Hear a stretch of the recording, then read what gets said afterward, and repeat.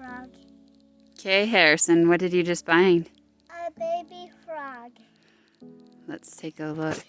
Think you can show us without it hopping away? Oh! That is. No.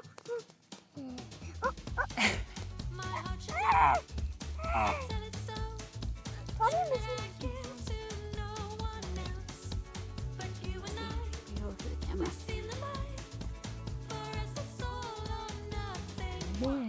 Yes. Very cute, huh? You gonna keep it for a minute? I want to hold it all the way back. Okay. Hey everybody. We are going to show you what we do when we can our pears. So anyways, first we thought we'd just talk for a minute about why we do so much canning. There are lots of reasons. There are health and nutritional value reasons, of course. We know where our food comes from, and I think that helps a lot. But you know, one of the big reasons is we don't have to be afraid of food shortages or what prices are going to do nearly to the same extent that somebody who relies on everything from the grocery store. So we love canning our food, and as you can see over here, we've already done a bunch of pears, and we did peach jam yesterday. When I say we, Kelsey did that all by herself. I was gone to work. But we like doing that kind of stuff so that we feel prepared. So let's show you what our process looks like with canning pears. Anything you want to say, I guess, first? No, that was good.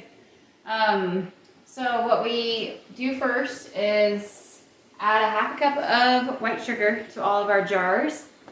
I know that most people don't do it this way. We find it easier because it makes everything in our kitchen a lot less stickier, not building the syrup from a pot. If that makes sense. Did you say less stickier? Less stickier? Less sticky. It's less sticky. Yeah, that too. Anyway, so then what we do once we have it poured a half a cup of sugar in there, then I'll just come with some boiling water like this and add about an inch and a half of water. And then what we do after that is get the jars and we'll shake them. Yep, so Keep this swirling makes them the until sugar, dissolve. And then once we top it off with water, once we add our pears, then it's got the syrup all ready to go. And it will just dissolve into the rest of the fluid. So anyways, it makes it a little easier than doing syrup from the pot, like I said. Then over here we have our lids getting boiled, and we got this pot here that has water that's boiling, just to top off all of our jars. And then when they come out, they'll look like this, like you can see. They look pretty. So that's what they'll look like when they finish. So Sorry. cut there. So okay, so the pears that we'll put into these jars back here are already peeled, sliced, and cored. So sometimes, depending on the size of the pear, we'll either quarter them or cut them in halves. This year, these ones were a little bit smaller mostly, so we just did halves, and then I used a spoon to take the core and the ends off so that we could leave them in halves. So anyways, we'll go ahead and keep swirling these, and then once all the sugar is dissolved and you can't see it anymore, we will load them up with our halved pears and then put them into the water bath. These don't need a pressure canner. We just do a water bath for 25 minutes boiling. Yep, for quarts. That's it, yeah. Okay, so we'll get to work on this. Don't forget to wipe your top of your jars with a rag, because with sugary things like this, when you do your fruits and things, there tends to get some residue from the sugar and stuff. So it'll make it so you don't have as good of a seal. Might risk them not coming out sealed. I did like 40 pints of peach jam and all of them sealed. So pays off to wipe the ring.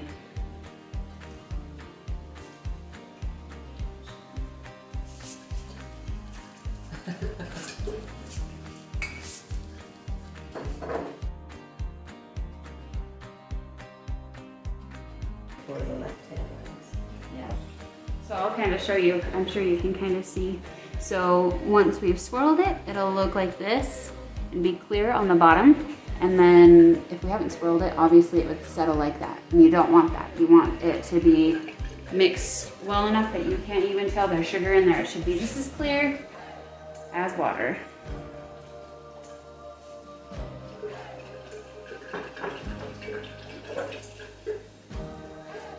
The trick is clockwise and then counterclockwise. Totally, that's the trick. Scientific study, I'm sure. Yeah.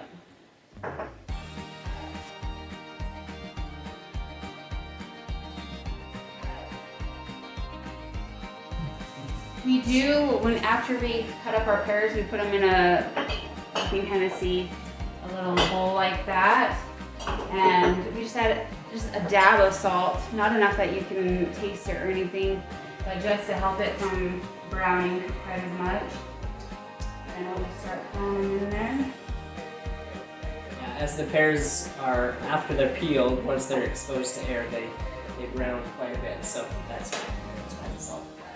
And just like everything else, when you can, you want to leave the neck of the bottle, you want to leave that bare so there's enough head space for it to pressurize right.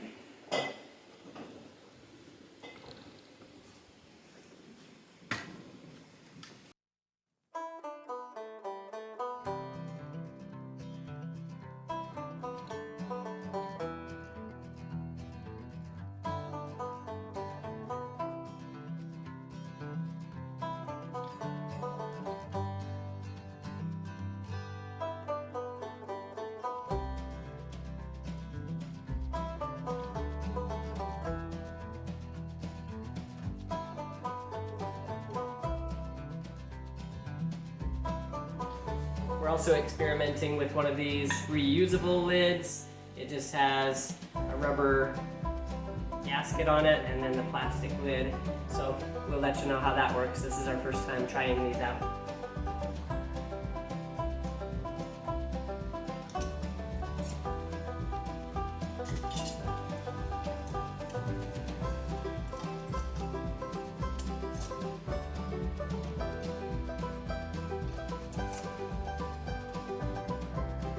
All right, we're all done with our pears. We've got them finished with the water bath and all put away. One tip that we will give is after you finish processing for anything that you can, whether it's in the water bath or pressure canner, leave it sit on the counter for at least 24 hours to make sure that the seal is good before you move them. So anyways, there they are, and they are shelf stable for a good long time. These will probably last us, at least through the year as far as before we eat through them, maybe even a couple of years, but they'll stay good for a few years. You want to get through them every couple of years though. You don't want to leave them in jars for too long. The quality gets worse after that. Anyways, hope you enjoy. Happy canning.